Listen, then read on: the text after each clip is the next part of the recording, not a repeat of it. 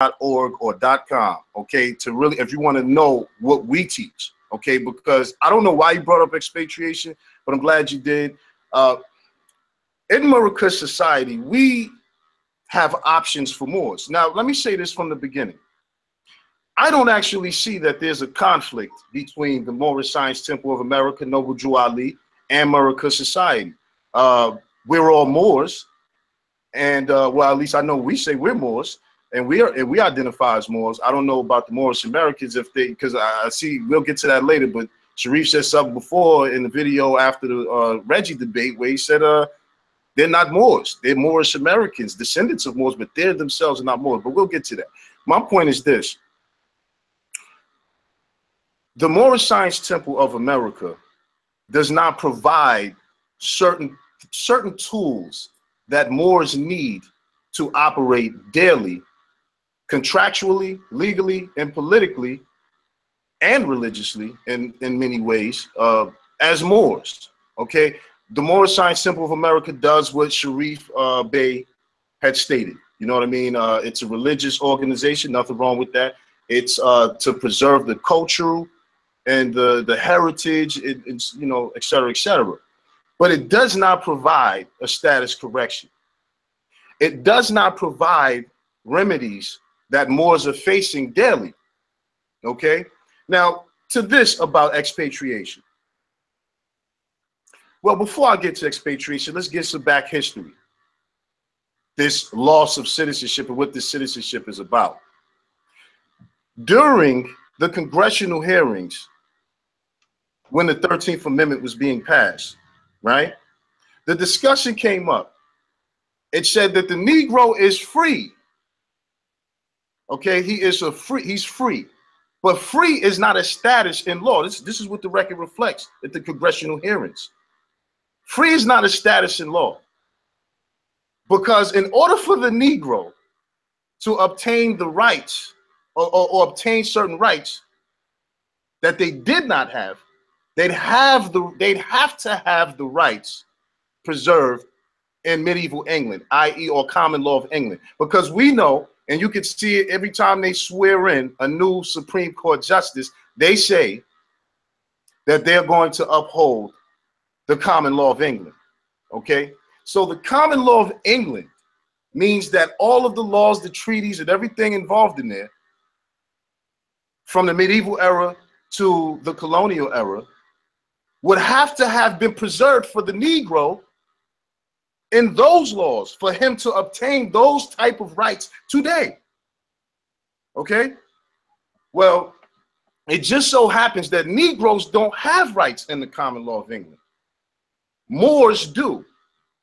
You cannot find Moorish American in the common law of England, in the treaties of England. We have a treaty in our book.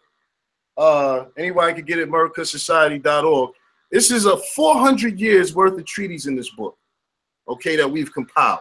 And one of them is from 1714, okay, between the Queen of England at the time and one of the sultans of Morocco, okay?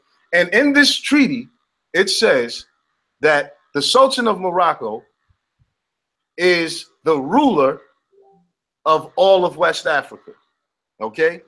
Now, why is that important? That's important because anybody coming from West Africa, in terms of the common law of England, is under the subject or under the jurisdiction of the ruler of Morocco at the time. And this is now part of common law of England. All right, the reason that's important is because we're gonna freeze there.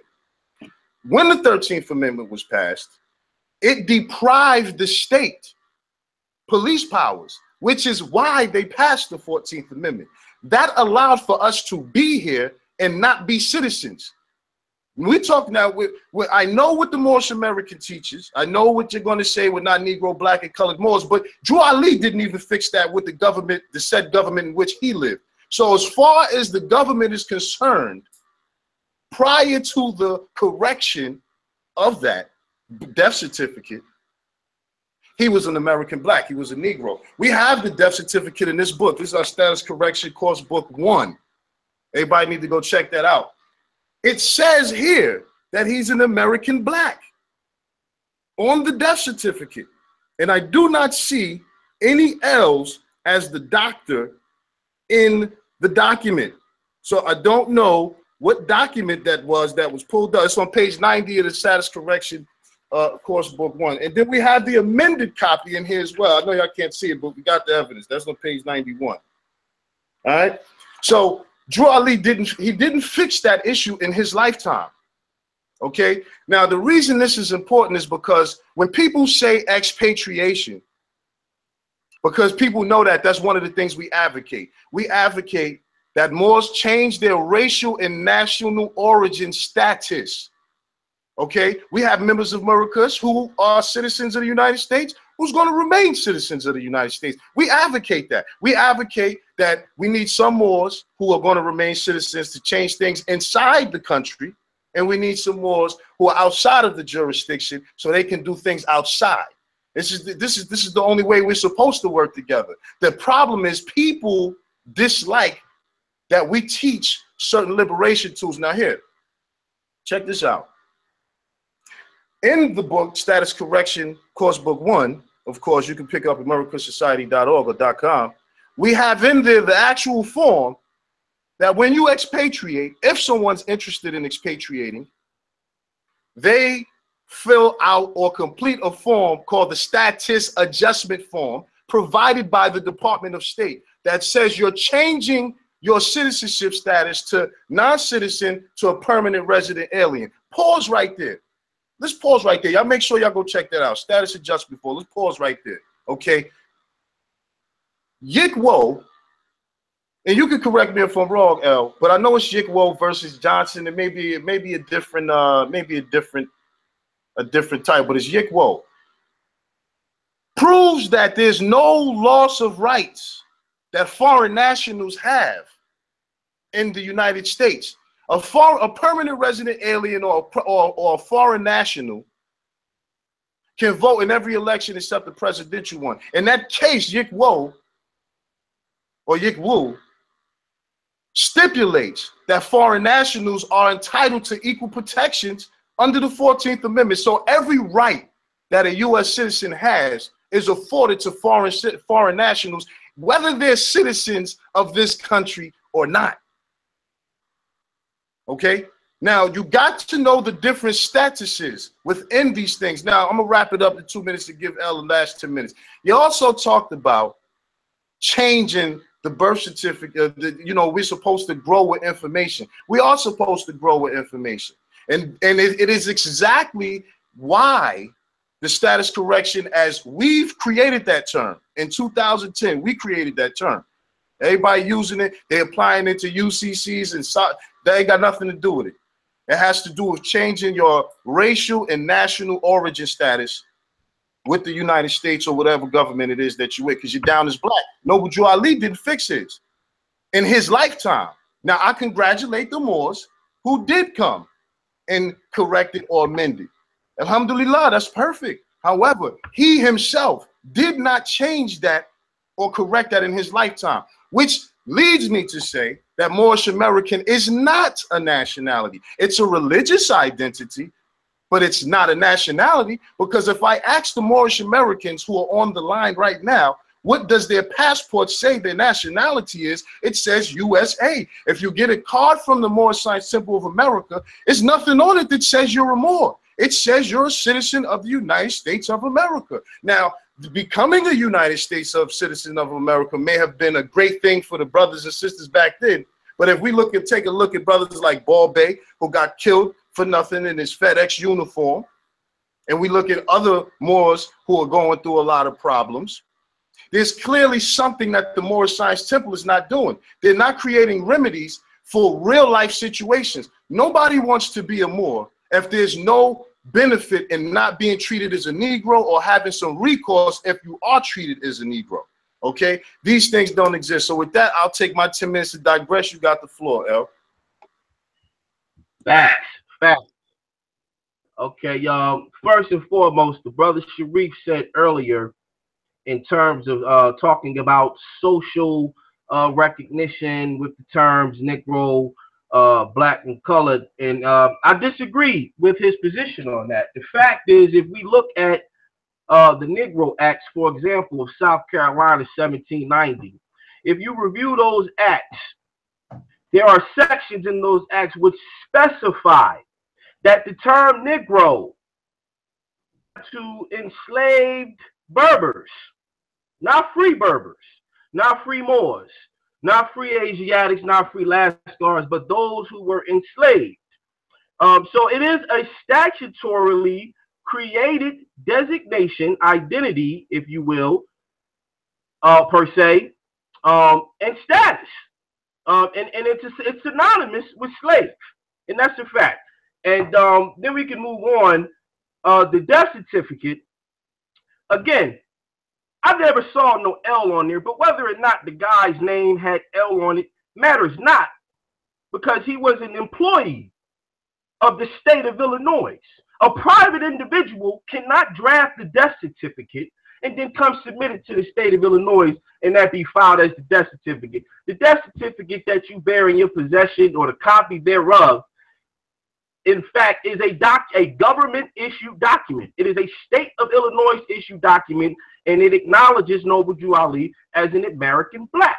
That was not corrected Temple until the 70s or the 90s. I don't know, you guys are more specific with that, but it definitely wasn't corrected during the lifetime of Noble Drew Ali. That's a fact. Now, in terms of voting rights, foreign nationals can vote on a municipal level, they can vote on a county level, they can vote on a state level. A foreign national, as of right now, cannot sit the office of president, but he can run.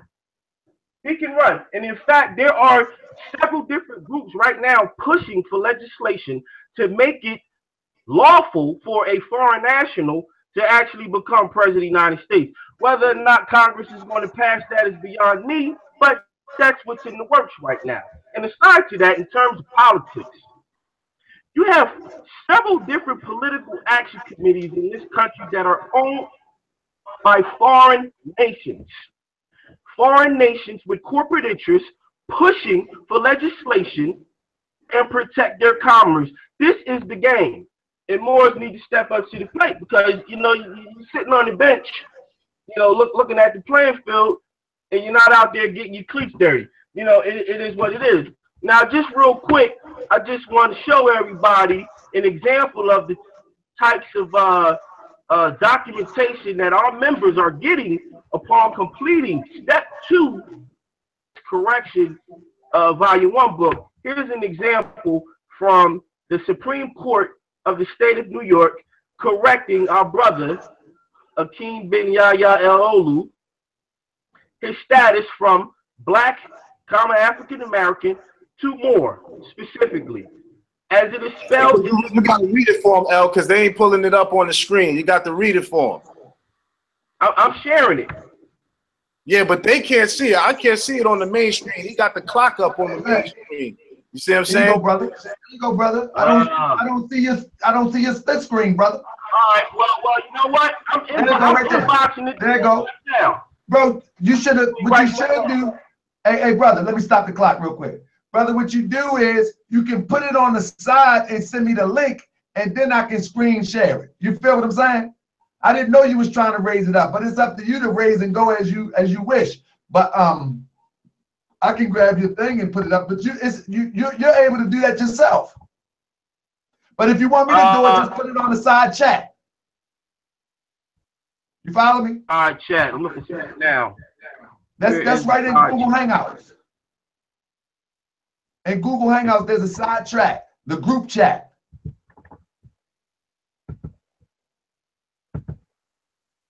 Yeah, I see it. I'm trying to open it now. All right. You see where Ismail put it at? If you would have put it there it is. There you go. I got you. So look, I'm gonna go in. You know, let me just say, you know, these type of court orders that our members are getting nationwide states is just more proof that you know, like Cheyenne brought up earlier, we can find more in the United States Immigration Dictionary of Races and Peoples. We can find it in treaties, we can find it in statutes pre-existing in the United States and at the time of the creation of the United States. This is what the courts are recognizing our members as Moorish. You know, it is what it is. So when it comes to you gotta what read our national you gotta read it. You gotta read it because you know it's up, but anybody can't read that. Just read it for them real quick if you want to. Wait a minute.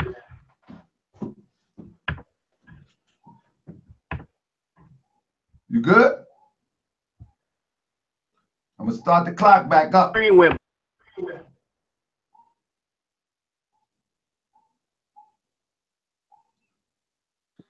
You gonna read it, Al? Hey, you know what? I'm gonna read it. I'm gonna read it. Oh, let me see where you at. Where you at? Pull this joint up. There you go. I'm gonna read it right here. This is a court order from You have it? Yeah, I got it right here.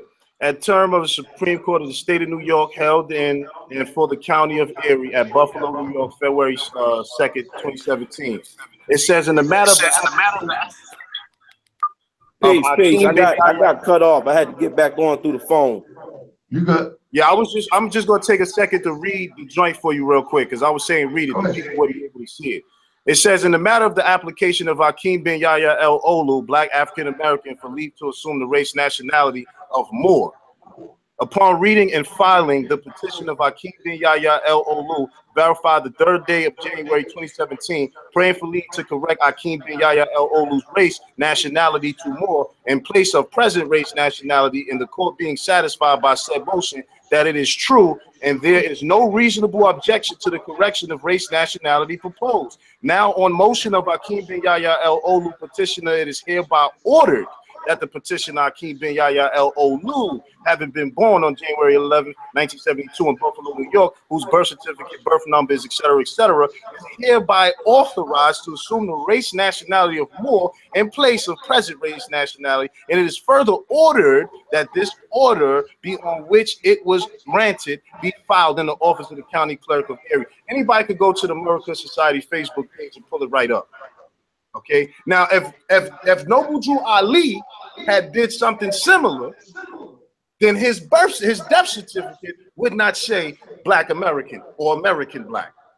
It would say Moor or Moorish American, like that court order says. Now, every member in Murakush, anyone who follows us and goes to the status correction course book 1 and 2, are instructed to take these precautions so when we die, we don't have Black and African or African American or Black American on the death certificate. That we would be recognized as Moors by the said government that we are existing in.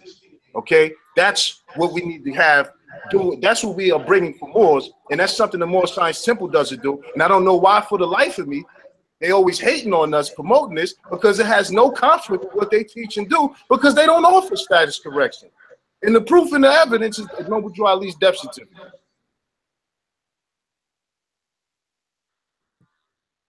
Is it? Y'all good? We got 3 minutes left. You got something to say, L? You got to take it off mute. You got to take your joint off mute. We still got 3 minutes left. You got the floor, L. Peace. Yeah. And, to add on, it was said earlier by the opposition that if, simply because of expatriating, one loses what was referred to as U.S. rights. U.S. rights in terms of U.S. citizens. That information was misconstrued. You see, treaties guarantee Moors equal justice, equal protection, jury rights. These things are discussed in the 1790 Sundry Free Moors Act. They're discussed in Citizenship, Expatriation, and Protection Abroad by the United States Department of State, a book that they put out during the time of Noble Drew Ali, which also discussed that many Moors lost their nationality by becoming citizens of countries that were in treaty with the Moorish Empire. And I'm done.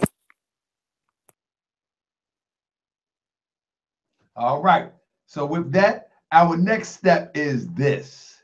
All right, we did the 20 minutes. Oh, we still got a minute left. We still got okay. I thought y'all was done. Come on with it, my brother. Yeah. You know, another thing is, you know, this concept of sovereignty. Now I'm just gonna run this down. Okay, some of us Moors are striving for sovereignty. Some believe that staying citizens and stuff like that. Like I said, we believe Moors should be you know, citizens and non-citizens, both groups working together.